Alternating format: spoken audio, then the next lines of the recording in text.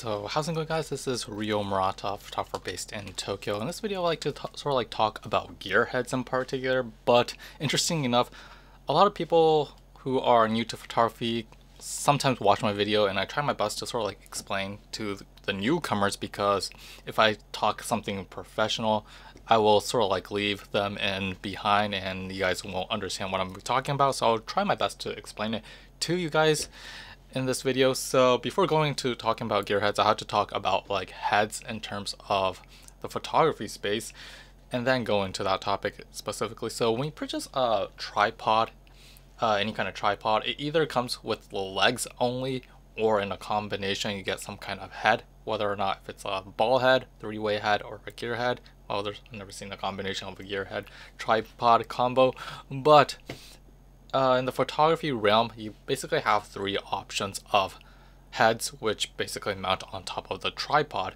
And obviously you guys probably know ball heads are, I guess, mainstream. A lot of people use it. There's basically a ball sticking out of the mount itself, and when you unlock it, you can basically freely move your camera. Once you have it in a perfect orientation, you can basically lock it down and just shoot right from there. I guess the opposite to that is a three-way head, where you can basically adjust the the one axis at a time, so you can change the, I guess, the orientation of the camera either sideways, or you can tilt it upwards or downwards, and it kind of fixes the problem of ball heads because you can't do those small intricate type of movements.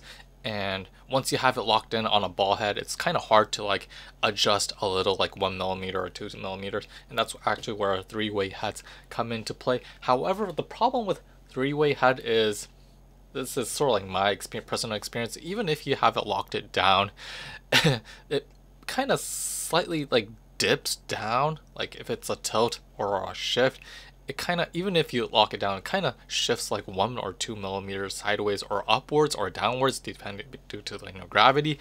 And I did not like three-way heads. And as of 2024, even a couple of years ago, I actually started shooting with gear heads. And gear heads are how should I say, a three-way head. However, you can do much more intricate work in terms of precision of moving your camera sideways or upwards, and I thought it would be nice to mention it on my channel. So getting the introduction out of the way, this video I thought makes sense because I saw GrainyDays, aka Justin Timberlake, no, Jason Cumberfeld, shooting with his medium format camera on an Alca Swiss, if I'm right, Cube 1, if I'm right. I'm not sure if that's the precise product that he was using, but that's actually a type of gearhead, and I thought this video would overlap with that topic. And gearheads in particular come in two flavors.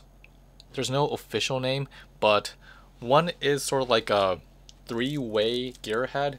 The one that I currently have is called the SunwayFoto's GH Pro 2, and within this category, I've previously used the Manfrotto Junio 410, and also the Benro GD3H would fit into this specific category of, I guess, a three-way gearhead.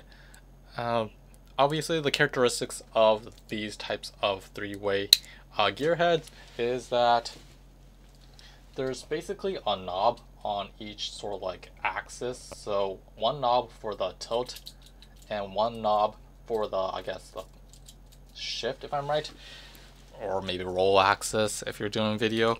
And what's great about these three-way gearheads in particular, the one that I have is called the SunwayFoto GH Pro 2, and I basically sold my Manfrotto and the Benro for this because I'll stick in a BTS for you guys, but you can basically do small intricate movements sideways and also downwards and upwards actually.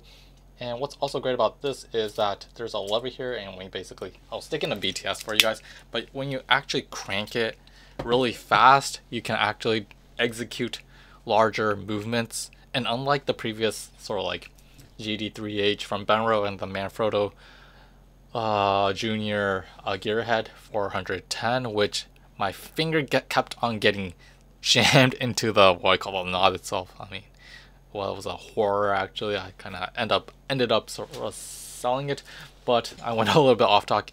But these types of gearheads exist. Also, the other type of gearhead that I would like to like mention is sort of like the cube type of sort of like gearheads that, like I said, Justin Timberlake uses.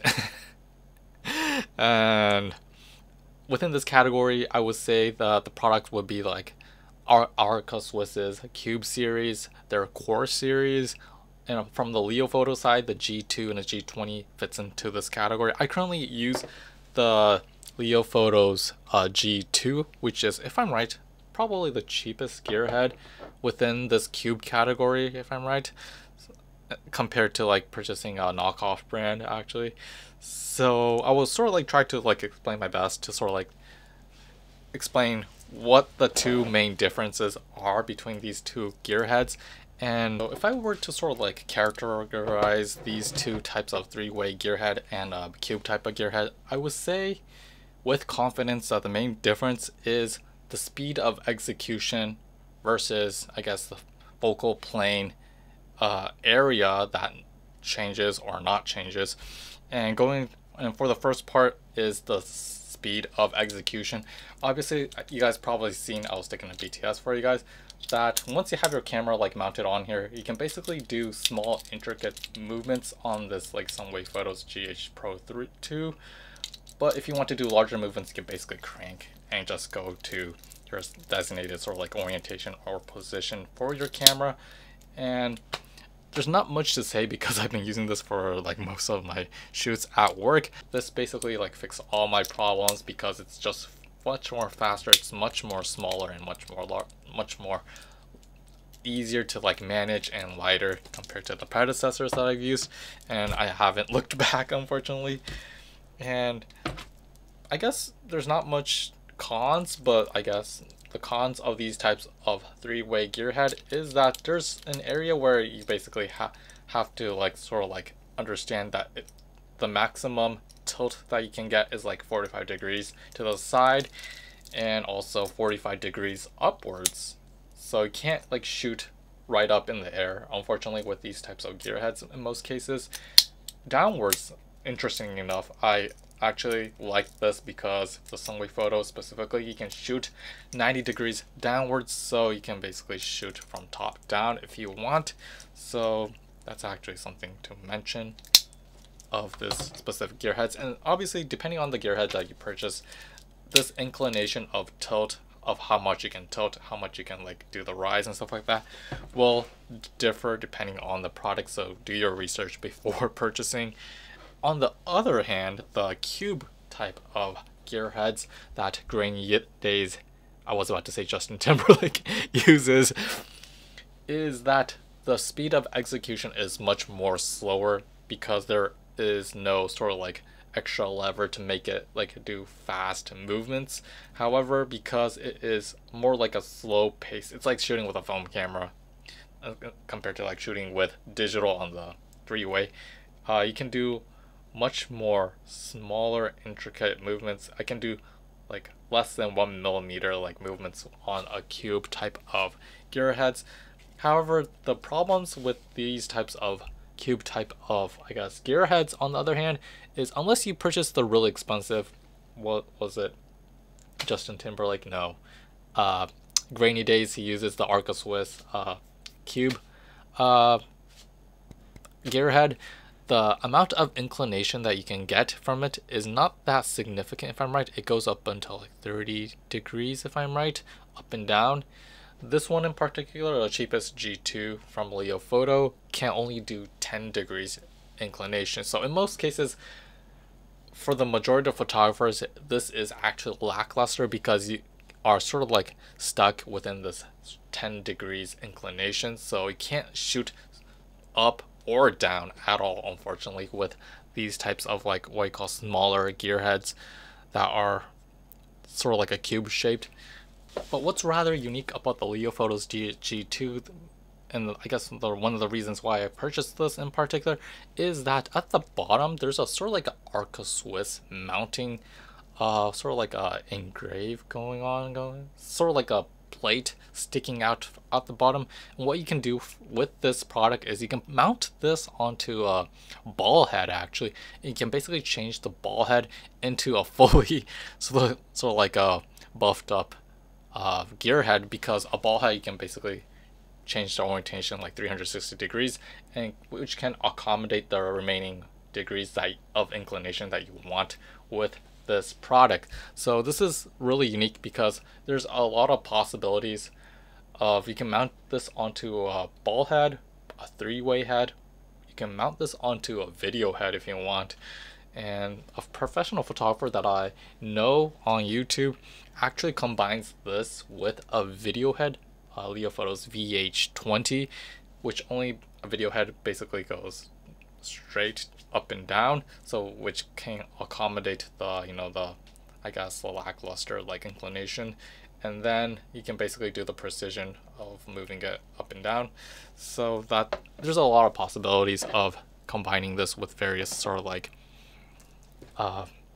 heads. And I went a little bit off topic, and also this isn't the most important part of this video, is between difference between three-way and also these types of cubes, is that the focal plane, or how should I say, the area that the camera is mounted on the three-way gear head, it actually, when you have it mounted on here and when you start changing the orientation of the, you know, the camera, if you want to like tilt it up or tilt it down, that, what you call, not many people understand this, but the focal plane within the camera, if it's a digital camera, CMOS sensor, if it's a film camera, film negative itself, the sort of like the focal plane of that area actually shifts on the three-way gear head. And this is actually a con, and if you do a lot of product photography, you know what I'm talking about, but most people don't understand this. But I'll stick in a BTS.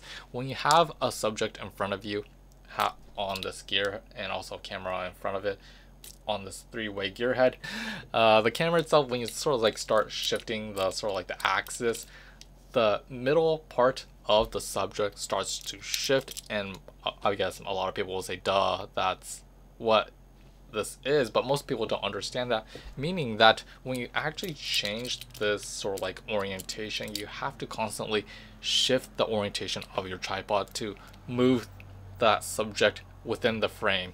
And for some people that might be painstakingly, might piss them off.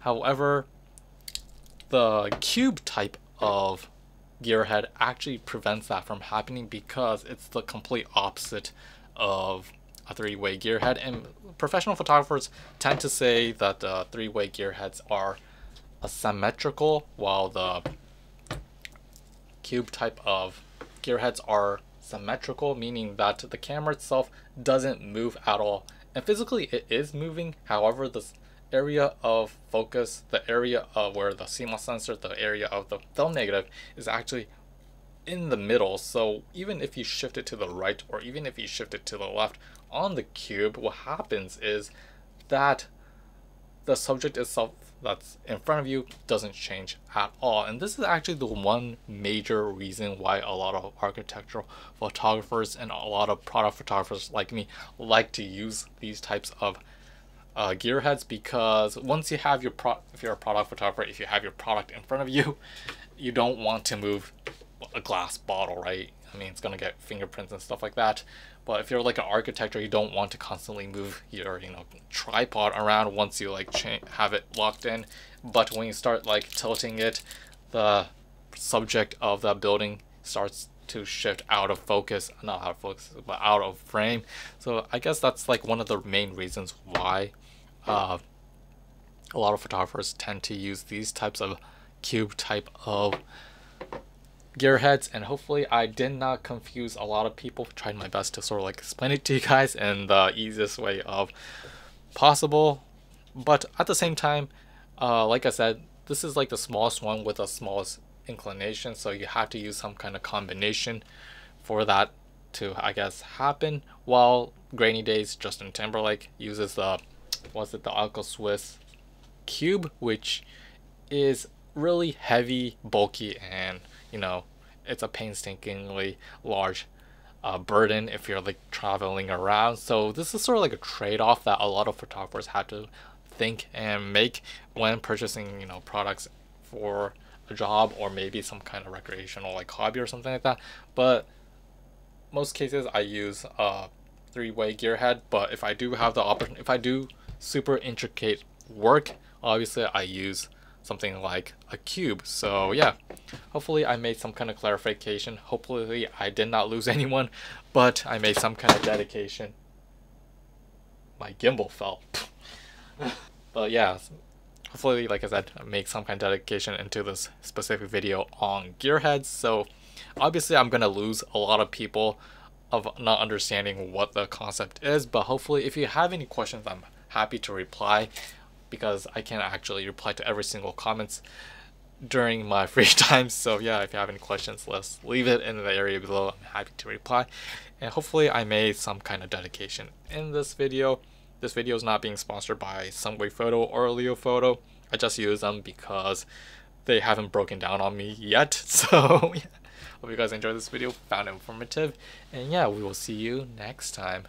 Peace out. I kind of forgot to mention the price, but when I purchased the GH2 from SunwayFoto, it was like roughly 20,000 yen, so that's like $150 if I'm right, USD converting to US dollars. And the Leofoto G2 is actually the same price as the GH2 Pro from SunwayFoto. I paid roughly 20,000 yen, so that's like not $150. So as an investment to myself, I purchased a G2 because I did not know much about cube type of like sort of like gear heads, but because I use my money wisely, I understand now the main difference between the three-way gear heads and these types of cubes. And depending on what you shoot, if you do super small, because I'm a product photographer, mostly shooting like apparel stuff, I'm alright with these types of three-way gear heads. However, if I'm like shooting smaller, intricate products such as jewelry in particular, this is much more better in terms of functionality, because the product itself, you don't want to touch a shiny metal object with your fingers, you know, right? Once you have it placed on a table. So I mean, I basically change my tool, my utensil, my gear head, depending on what I'm shooting. So yeah, hopefully I made some kind of clarification within this video. Yeah, and kind of like these types of like products, although for some people it might be expensive, for me it's like investment which will pay over a long time throughout my career. And although I made bad purchasing decisions such as a Manfrotto Junior 410 and the Benro GD3H, unfortunately those kind of paid my way in understanding like I wish this type of product exists, but because I didn't research so much, I never came upon this product until I used those two products. But I ended up selling them, but still was able to purchase this. So for some people, like these types of like equipments are in a way kind of like an investment. It becomes something like an asset, which will, even if you don't like that product, you can basically sell it off. Nowadays it's easier to sell stuff now than selling stuff like 10-20 years ago when there were no internet, no Craigslist, you know, eBay type of sites. So for some people like me, I keep doing this over and over again. I purchase random stuff, I use it. If it works, I keep it. If it doesn't work, I basically sell it off on Mercari or any kind of like Craigslist type of site, recover that cost that I kind of incurred. However, even if it's like 70% or 60% of the original price, that remaining 20-30%, I guess money lost in some people's like case. For me, that 20-30% is an education experience that I gained because I was able to use that product in particular. So I went a little bit off topic, but yeah, cheers. We'll see you again.